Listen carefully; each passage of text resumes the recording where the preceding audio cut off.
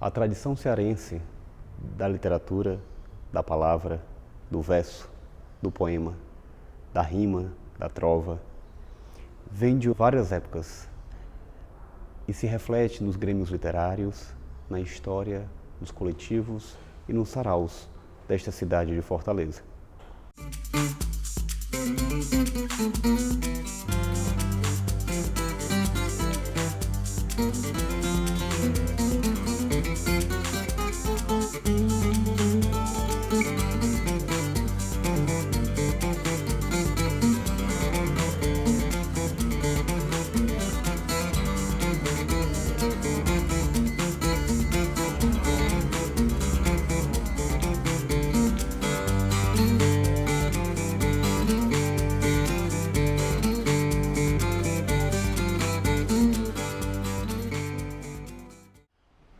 Com vocês, Marta Pinheiro e Alana Alencar, ou vice-versa.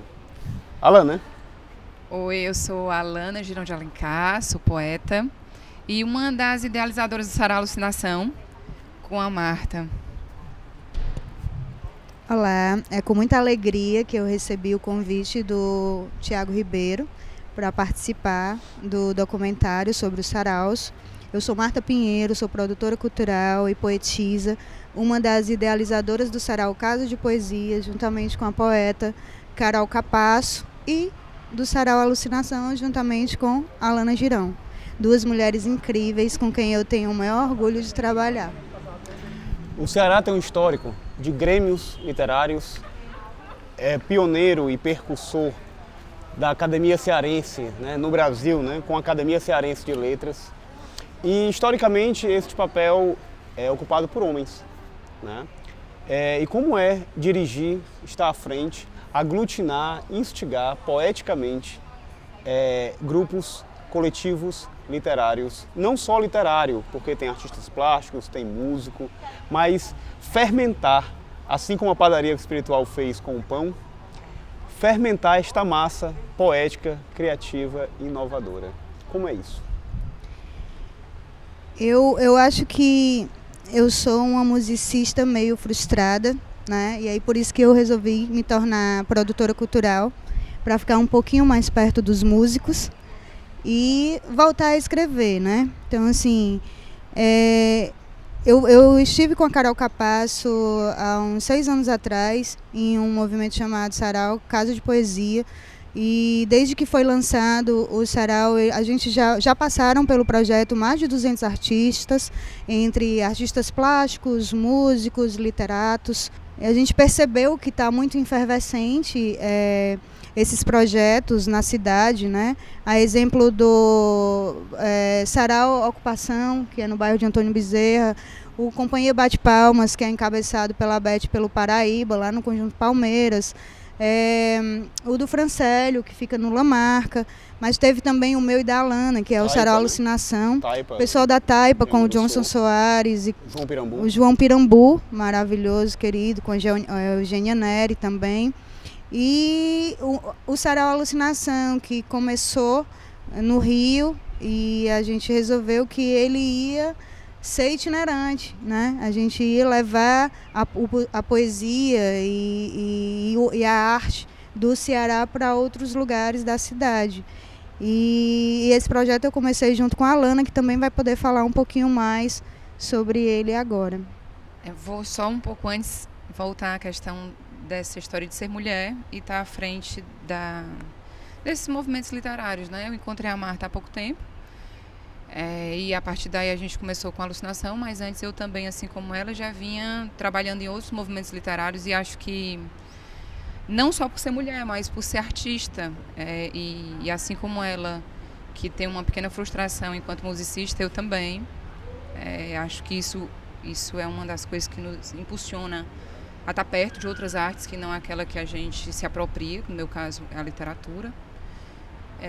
Mas eu fico pensando, né, nessa coisa que era feita por homens, que os homens estavam à frente, que não tinha espaço de forma direta para as mulheres, porque a gente estava conversando, né, Tiago, que de alguma forma as mulheres já marcavam sua presença ali, E em saraus, quando aconteciam, as mulheres estavam tocando piano, acabavam, de certa forma, participando de forma indireta. Hoje não, é uma forma mais ativa, direta, e eu, pelo menos, me sinto muito, muito honrada, não só por estar à frente, mas por me realizar, que eu acho que, pelo menos na padaria espiritual, ela surgiu dessa forma. Tentando levar para as pessoas um alimento para a alma, porque surgia deles essa necessidade, né? E via que o povo tinha essa carência, como a gente também percebe. Tanto que no Sarau Alucinação, desde que a gente começou, quando a gente diz vai ter a próxima edição, é muita gente, muitos artistas querendo participar, tomar a frente, porque se sentem contemplados de alguma forma a participar de um movimento que alimenta a alma, dessa forma. E eu acho que é isso, o Sarau Alucinação ele vem para movimentar, assim como tantos outros saraus, né? Assim como o pão era o objetivo, né, o jornal O Pão, né, era esse produto final na padaria espiritual, onde é que está, qual é o pão de vocês? O que é que alimenta o espírito e a alma? Rapaz, é tanta coisa que se faz pão para mim, mas eu acho que a poesia é o vital, é aquele pão de manhã que tem que ter, né? Que é o que dá força à substância. Enquanto mãe, eu acredito que os meus maiores poemas foram os meus filhos. Então é um outro alimento. E a partir daí tudo se estende para a arte. A arte é uma coisa que me toca profundamente, né? Em geral, exatamente. Mas hoje a gente tem trabalhado muito mais essa parte da literatura, né? No meu caso, eu escrevo desde quando eu era criança. Tudo que acontecia, eu ia lá e colocava, escrevia. E eu escrevia poemas muito mais para respirar, né? Porque sufocava, eram palavras e pensamentos e coisas que ficavam surgindo o tempo inteiro. E aí eu tinha que botar aquilo para fora. Não foi uma escolha, não é, né? Não é uma escolha. Como eu estava dizendo, se fosse para escolher era a música, né? Como eu não tenho talento para música, há de se ter talento para alguma coisa, né? E aí dizem que eu escrevo bem, eu acreditei. E de lá pra cá eu tô nesse movimento dos saraus e tem sido ótimo encontrar com um monte de gente querida e amada. E eu tive a maior alegria do mundo, né, de ter alguns poemas musicados por artistas que eu era fã, né, como Calé Alencar, Aparecida Silvina, e outros amigos queridos. Esse espírito que se alimenta também é do público, mas principalmente nasce alimentando o nosso espírito do fazer artístico, do fazer cultural. Né? Sim, alimenta o nosso, mas eu acho que a arte é para alimentar o outro. Sim. E toda vida que a gente consegue emocionar alguém, a gente sabe que o recado foi dado, né? E eu acho que a arte é isso, é uma troca, exatamente. Não é só de alimentar a si próprio, né? Alimentar os outros com a nossa arte. E quando ela toca, alguém se sente contemplado naquele poema ou naquela música, a partir dali ela deixa de ser nossa, né? E ela passa a ser de quem sentiu e de quem precisa dela. É isso mesmo. Então, assim como a padaria espiritual fazia pão, alimentava espíritos, nós continuamos alimentando, fazendo pães de poesia, alimentando almas e espírito, se nutrindo a cada dia, reverberando para além do seu tempo, né? Aquilo que vem com nossos antepassados, né? Com a história desse Ceará, né? Com a história de Fortaleza, que a gente traz inconscientemente, né? Dentro de nós, de cada um, do nosso fazer diário.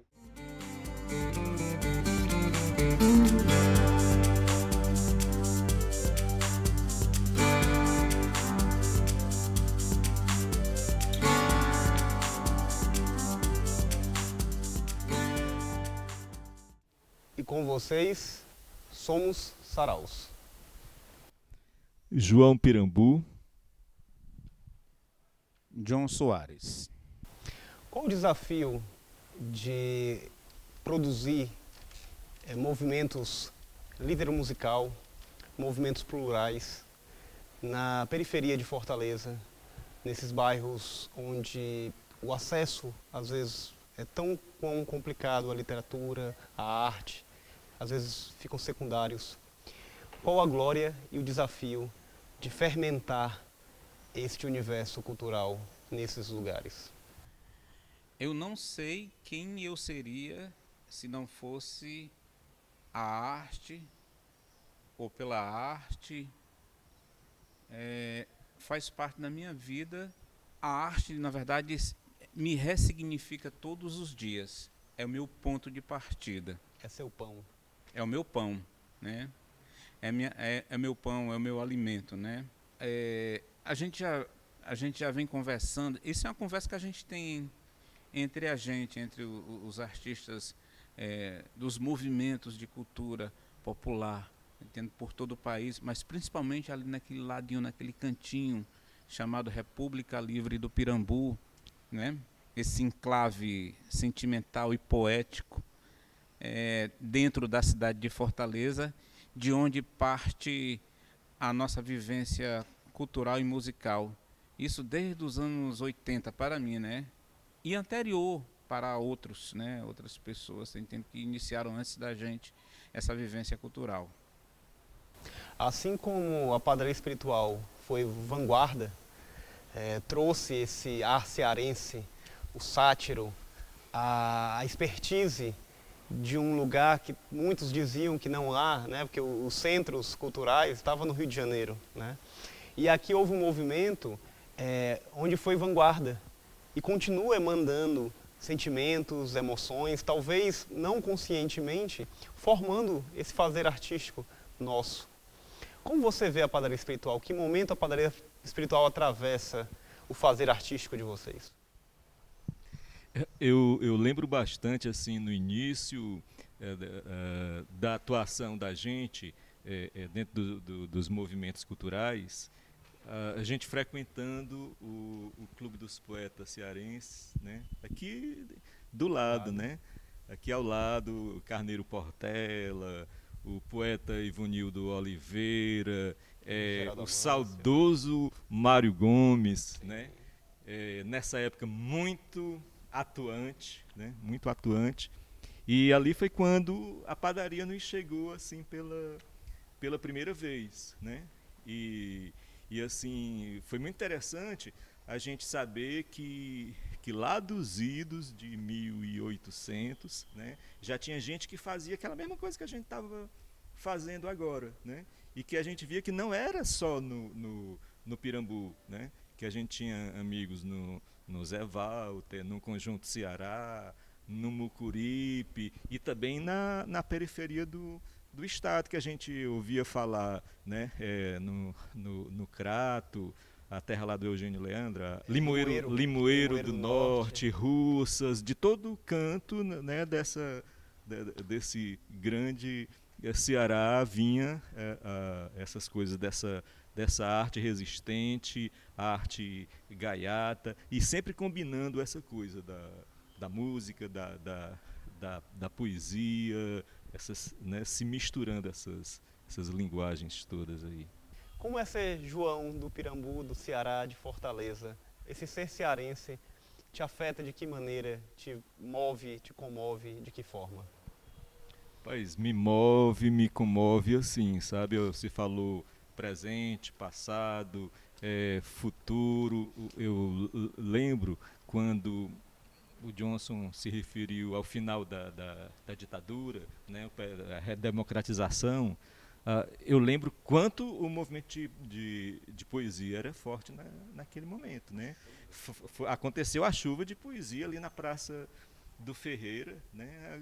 Coisa assim maravilhosa. Eu estive presente naquele evento, uma das coisas assim mais lindas que ficou assim guardado, né, na memória afetiva da gente. Num belo dia, comemorando todos os anos o encontro dos artistas, a gente resolve que não vai mais fazer aquele encontro de ano em ano e vai passar a ser mensal, né? Vai passar a ser mais presente, semanal até. E engraçado, assim, a gente não viu, não tinha visto até aquele momento outras coisas acontecendo, se denominando assim sarau. Pelo menos a gente não notou, não percebeu que essa coisa já estava acontecendo, sabe? Aí a gente começa a chamar de sarau na Taipa, porque estava acontecendo em um local chamado Taipa, né? Na Vila do Mar, né? E de repente a gente se depara com bate-palma, com o Lamarca, com o sarau no quintal, com o sarau Arte em Voga, né? E a gente percebeu assim que era explosão que era uma explosão, né? Que vinha inclusive desse momento que a gente está vivendo, da falta de espaço, a gente mesmo precisando, né, meter o pé na porta e cavar, né, e construir os espaços com as nossas próprias mãos, essa né? ponte é muito interessante também, porque na padaria espiritual, no começo da República, a República Nova que nasceu velha, né, também é de denúncia social. Rodolfo Teófilo, com sua obra A Fome, né, sobre os desmandos aqui do coronelismo que existiu, então também surge a padaria cultural como sátira e denúncia social, poético, artístico, mas também, assim como naquele período de reabertura militar da ditadura e momentos nefastos como os atuais, também é interessante esse movimento, né, da onda que ressurge, da volta, que além de ser poético, também é transformador e é um grito, né? É uma expressão e uma denúncia efetiva. Então você vê o movimento, né, os ciclos que vêm e que vão, né? Essa relação direta também com a padaria. É como fôssemos padeiros, entende, de uma nova fornada, né? E aliás, né, assim, a convivência com o novo, né? Porque assim, nesse universo pausterizado, entendendo, da cultura de massa, né, você fica se vendo negativado, né? Excluído, entendendo, desse processo global de comunicação, né? Aí a exclusão acaba gerando o produto dos excluídos, né? O produto cultural dos excluídos, que às vezes é bem maior, entendendo, daquilo que aparece, entendendo, nas grandes mídias, né? Eu acredito que essa fornada nova de gentes, de artistas, de poetas produzindo cultura no estado do Ceará e no Brasil, há de criar massa crítica e há de fazer uma grande explosão de cultura nesse país em breve. Continuaremos alimentando corpo, alma e espírito.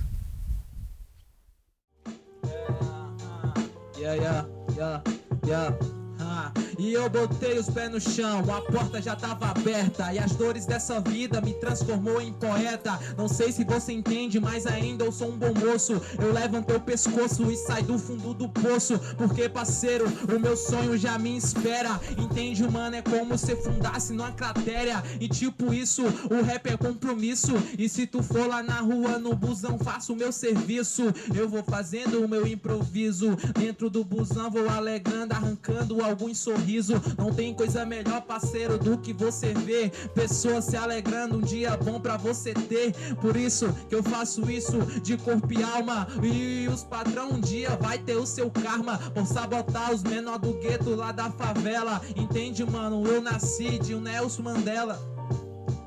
Tá ligado, tiozão, que eu chego mandando agora na função. O que você falou é verdade, parece até utopia, mas não é. É por isso que eu luto pelos meus crias, que estão do meu lado, sempre me apoiando nesse sonho que é até meio obscuro. Mas tá ligado, eu não me iludo nos becos e viela. Eu passo e vagabundo fica puto porque eu tô portando a eloquência. Faça rima com bastante coerência. E você pensa que o menor de roupa larga também é um vagabundo, mas vai ver a atitude é de outro mundo, pô. Só quer ver a favela crescer, a criançada poder... Bate com ocupação, vem de onde, por onde, que percursos. Chegamos de 6 anos de ocupação, sarau ocupação. Passar um desdobramento de muitos movimentos, de muitas agitações, de muitas experiências coletivas e pessoais, porque está tudo junto, está tudo misturado, transversal ao mesmo tempo, vai acontecendo, ao mesmo tempo em que eu ia me descobrindo, ia despertando para as coisas e me conscientizando, ao mesmo tempo eu estava nesse lance, nesse esquema de estar junto com a galera, de estar fortalecendo coletivamente, de estar mobilizando, desenvolvendo ações com pessoas, com gente. Então, disso tudo aí vem desde que eu era criança. Aí eu não posso contar muito, porque senão, se eu contar demais, as pessoas depois não vão ter interesse em saber mais ainda. É por isso que eu digo assim, vá lá no Instagram, vá lá no Facebook, pode chamar no WhatsApp e venha conversar também. Chega aqui na Ocupação, aqui no Antônio Bezerra, vá lá no Projeto Periferia Vive, que você vai conhecer mais. Aos pouquinhos você vai conhecendo, a gente tem a vida inteira para conhecer toda essa história, mas assim, só dizer que isso são muitos desdobramentos, são muitas lutas e também são muitos lutos. Sim. São perdas, muitas perdas, mas também são ganhos. Ganhos assim que são importantes, porque quando a gente desperta, quando a gente se descobre, a gente tem a possibilidade de descobrir junto com os outros também e as outras, e isso é uma coisa assim, para mim é uma coisa necessária e fundamental enquanto ser político. Eu sou um ser político e a ocupação ela tem essa característica. Ela é política, totalmente política. Ampliando horizontes, né? Horizonte de tudo e possibilidades. Uma característica, assim, quando a gente entrou aqui, é das múltiplas linguagens, né? Tu tem instrumentos musicais, tu tem hip hop rolando ali atrás, tu tem literatura aqui na frente. E isso dialoga muito com a padaria espiritual no sentido de multifacetários, porque não eram só literários, né? Não eram só escritores, eram poetas, músicos, tu tinha uma diversidade, uma gama aí de ações ocorrendo de formas simultâneas, né? E essa resistência, como é ser resistência na periferia, levando um elemento que às vezes não é comum no dia a dia das pessoas, a arte, a literatura, a música chega de forma arruinada, por assim dizer, Sim. porque é uma coisa meio banalizada demais, mas principalmente a literatura. Como é ter esse espaço cultural na periferia? Como é isso pro vizinho? Como é isso na imediação? Como é que você sente isso? Essa relação de estar no contrafluxo. É um grande desafio, e ao mesmo tempo é uma grande insistência, uma grande resistência, é uma grande conquista também diária e cotidiana, porque é difícil. Eu escolhi a vida da arte e da cultura. Para mim, ainda continua sendo difícil, mas é o que eu gosto de fazer. Mas a gente convive com pessoas que têm 1 milhão de entendimentos diferentes, 1 milhão de visões diferentes, 1 milhão de planos diferentes. Então, a grande questão é como a gente consegue dialogar, às vezes mesmo sem dialogar com essas pessoas. É aí que a gente chega na comunidade, no bairro, na periferia. Como é que a gente consegue, com esse universo, com essa pluralidade, como é que a gente consegue dialogar? Tem as regras, tem os limites, tem as possibilidades, tem todo esse universo que às vezes é mesmo, se a gente falar, se a gente se comunicar, a gente consegue manter isso. É um grande fluxo. É um fluxo que às vezes ele pode ser contínuo, às vezes ele tem que parar em alguns momentos e às vezes ele tem que seguir. Mas é isso, é um grande diálogo. Não é esse diálogo que a gente entende como duas pessoas conversando ao mesmo tempo como a gente está aqui, mas é um diálogo de que a gente marca ali, a gente está marcando. A gente está transformando sim, a gente está fazendo história e é uma história que não é só contada por outros. Nós estamos aqui fazendo, desenvolvendo e contando a nossa própria história, que é algo assim muito inédito na nossa vida, na vida de nós que vivemos nesse lado da cidade. Porque a nossa história, nossas conquistas, a nossa cultura, a nossa arte, ela está aí durante a história toda, por exemplo, do Ceará e de Fortaleza. Mas, infelizmente, nós não podíamos contar essa história e nem tinha pessoas que queriam contar essa nossa história. Então, foi omitida, foi esquecida. E nós estamos aqui reivindicando isso. Essa é a grande questão da gente. Mandando mensagens para além do seu tempo. Com vocês, Bárbara Araújo. Me chamo Bárbara Araújo Alves, mais conhecida como Surreal. Tenho 22 anos, sou produtora cultural, escritora. E atuo desde muito nova nos movimentos das periferias de Fortaleza, né, junto com o Baticum, Arte e Cultura. Como é que a arte entra na sua vida? Em que momento você primeiro percebeu ela ou percebeu você como ser atuante? Em que momento ela atravessa o seu ser? Eu acredito que quando muito pequena me deparei com algumas questões sociais, né? fui me despertando em relação à periferia na qual eu morava, né, que era o Padre Andrade, aqui próximo ao Antônio Bezerra também. E me deparei com o teatro como uma forma de expressão daquilo que eu ainda não conseguia, não tinha o saber necessário para poder expressar como criança, né? Sim. Então, com os 12 anos, eu entrei no Antonieta Noronha, foi onde eu conheci o Baticum. E a gente fez o Garimpo de Talentos na Antonieta Noronha e foi onde foi um despertar, né? O Baticum chegava para mim e soltava um verso, aí dizia, continua. Aí eu falava, eu não sei continuar. E aí ele, você sabe sim. Aí eu ia e a gente do nada já estava fazendo poesia. E eu, poesia, o que é poesia?